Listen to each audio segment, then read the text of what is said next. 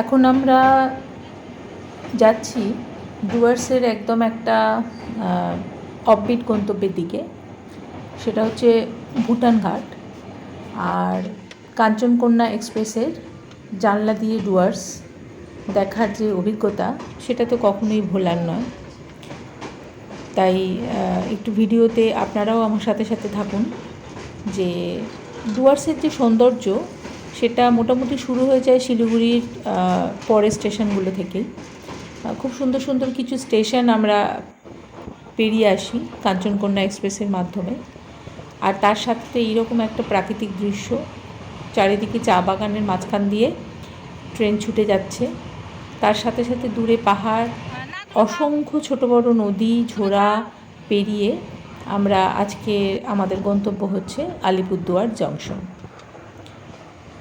আর এইরকম একটা সৌন্দর্য, দূরে একটা নীলচে পাহাড় দেখা যাচ্ছে, আকাশে মেঘ ঘনিয়ে এসেছে, কিছুক্ষণ পরে একটু বৃষ্টি নামবে হয়তো। আর দু চোখ ভরে সবুজ চায়ের বাগান, এর মধ্যে দিয়ে আজকে আমাদের গন্তব্য ডুয়ার্স।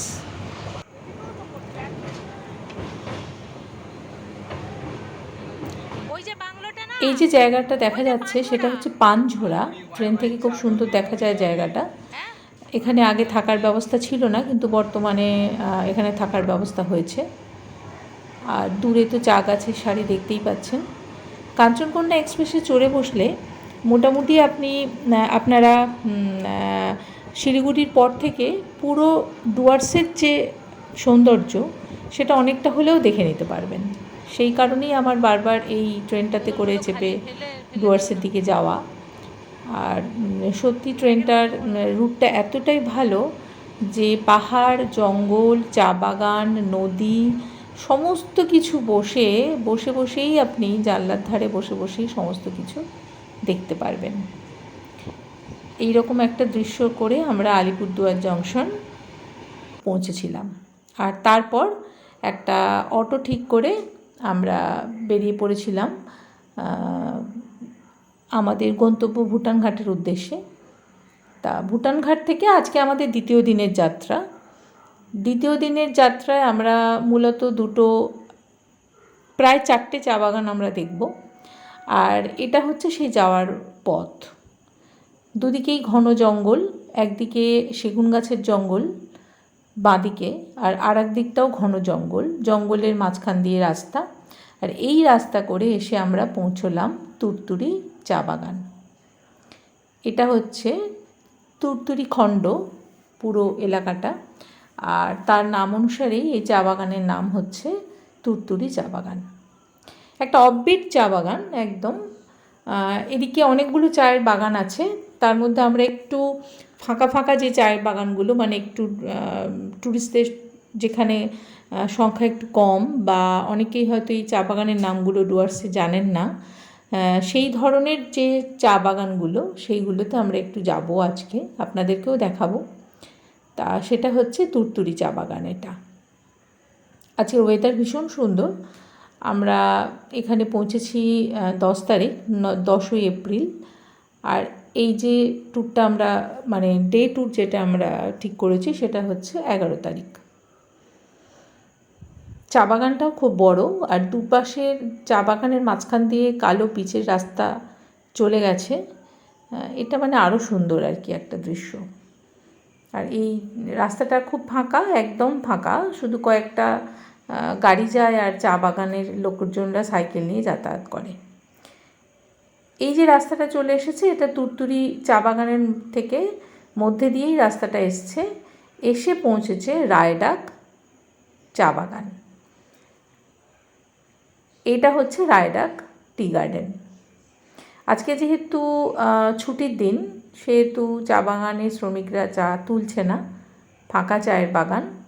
আর যদিও এই সমস্ত চা বাগানগুলো ডুয়ার্সের যেগুলো খুব বিখ্যাত চা বাগান, তার মধ্যে এখানে অতটা হলেও টুরিস্ট নেই, আসে না প্রায়। আমরা যখন গেছিলাম আমরা একলাই ছিলাম সারা চা বাগান জুড়ে।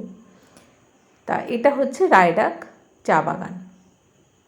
রায়ডাক নদীর নাম অনুসারে চা বাগানেরও নাম হয়েছে রায়ডাক চা বাগান।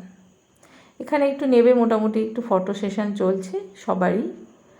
আর রাস্তাটা এঁকে বেঁকে চলে গেছে আরও একটা চা বাগানের দিকে, সেটা হচ্ছে চুনিয়া, ফাঁসখাওয়া, এই সমস্ত চা বাগানের দিকে।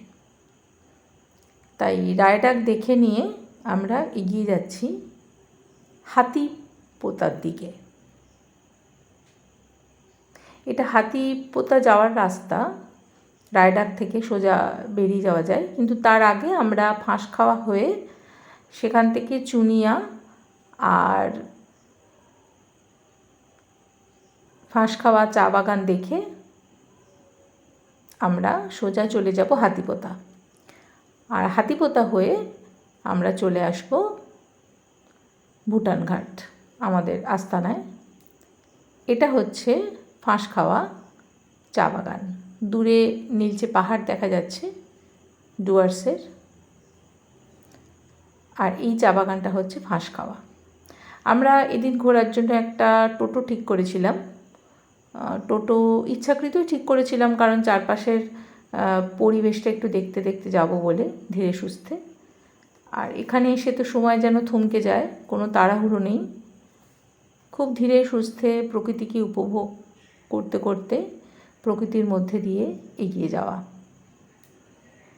আর সেভাবেই আমরা দুদিকে চা বাগানের মধ্যে দিয়ে এগিয়ে যাচ্ছি। এই চা বাগানে একদিকে হচ্ছে চুনিয়া টি গার্ডেন, আর একদিকে হচ্ছে ফাঁসখাওয়া টি গার্ডেন।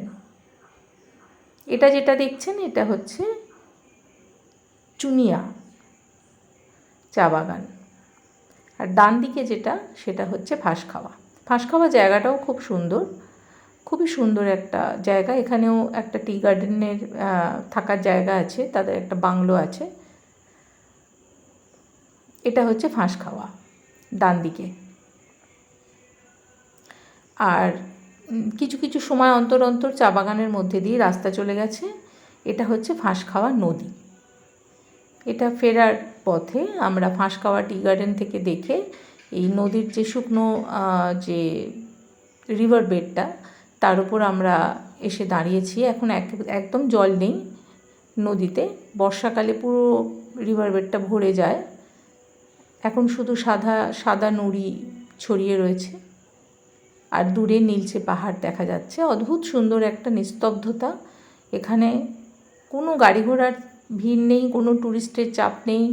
আপনি নিজের মতো করে চারিদিকের প্রকৃতিকে উপভোগ করতে পারবেন, নিজের মতো করে উপলব্ধি করতে পারবেন এই শান্ত নির্জনতাকে। আর সেই জন্যই বারবার ডুয়ার্সে ফিরে আসা এবং এই ধরনের একেবারে স্বল্প পরিচিত যে সমস্ত জায়গা সেগুলোতে ঘুরতে যাওয়া, আর আপনাদেরকে সঙ্গে নিয়ে।